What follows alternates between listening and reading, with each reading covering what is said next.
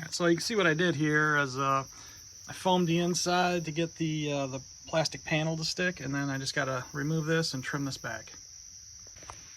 So to trim Great Stuff Foam, the easiest thing I found to use is just a hacksaw blade. You can cut smooth straight lines with it real easy. So I'm just going to follow all the contours and get it cleaned up. Alright, after I trimmed it all off, you can see I got a nice smooth surface somewhat. It'll need to be sanded and finished. But the cool thing is like I said, it holds this plastic panel on really good. You know, because that's going to be a friction surface.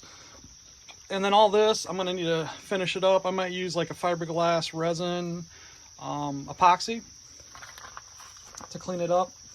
Not too worried about it right now. I mean, look at that. It fills in gaps really nice because I want this thing to be as airtight and mouse proof as possible. I'm going to need to continue this up all the way to the top, and before I tail it in there somewhere. So it's going to go along good. I got the door closed.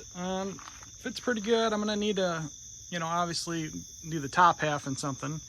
And I got my ramp folded up.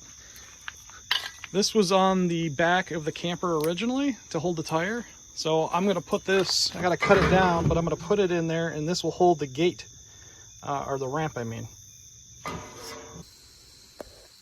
I got a staple hasp from Home Depot that normally, you know, it goes through this and then has a folding mechanism. Well, I cut it down and I drilled a round hole through it, bolted it down to this thing, as you can see, and then I'm going to use this guy that just pops in, spins around,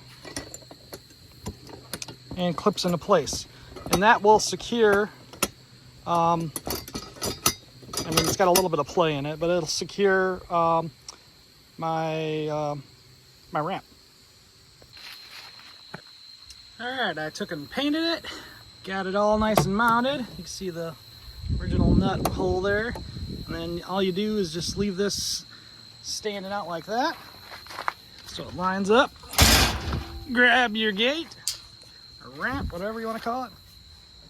And then look at that. Slides right into place like so.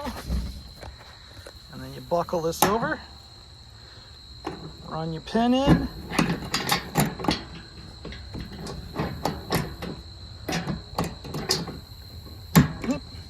Make sure it's clipped over there.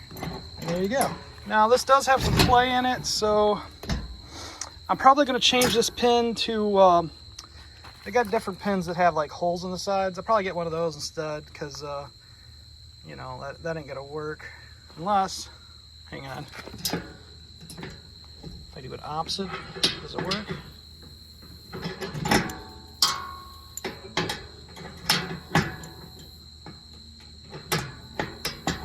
No, it's still got play. So yeah, I'll get a pin that's got holes in it, or a smaller one of these. But I mean, it still works, right? And it holds pretty tight. So pretty cool. All right, take two. Here's the pin thing I was telling you about.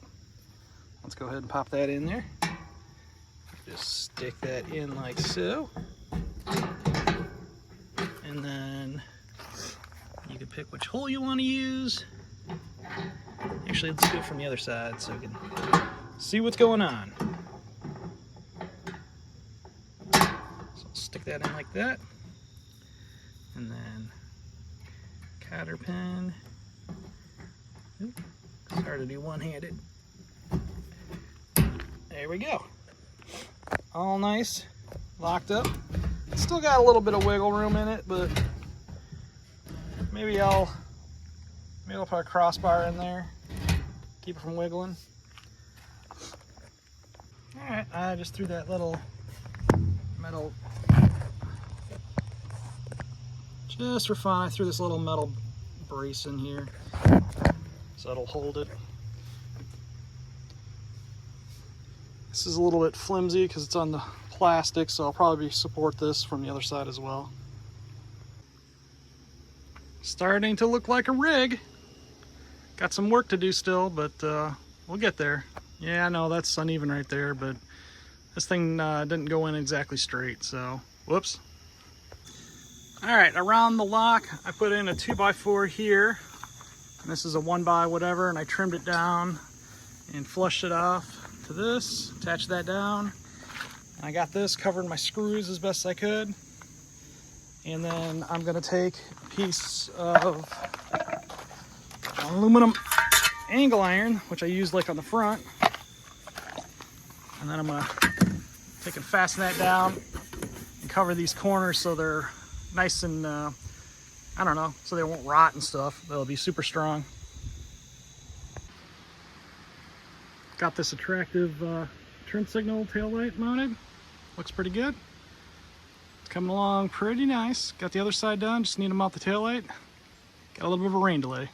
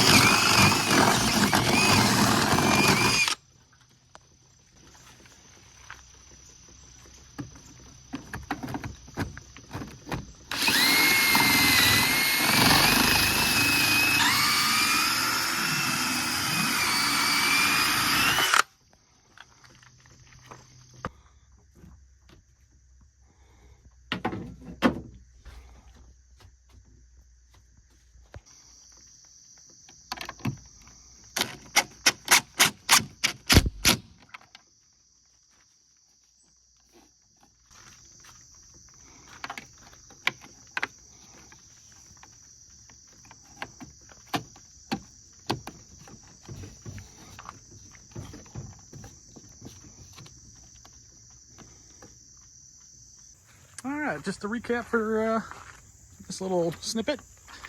Got these all screwed in real nice and sealed, some caulk on the inside before doing so. And then we got the tail lights on. And there she is overall. I kind of like the tail lights up high like that. It'll be real easy to see them. I still have a lot to do to this door that goes up, so I'm gonna take and cover this, you know, with some plastic vinyl sheets or vinyl sheeting, fill it with foam like I kind of did down here, and mount it, and then that'll keep it lightweight and super resilient to sun. This vinyl that I've had out in the sun, actually on my mower for years, and it holds up really well.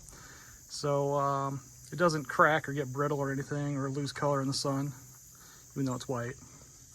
And yeah, that's where we'll take and end this, and we'll be back after Labor Day weekend.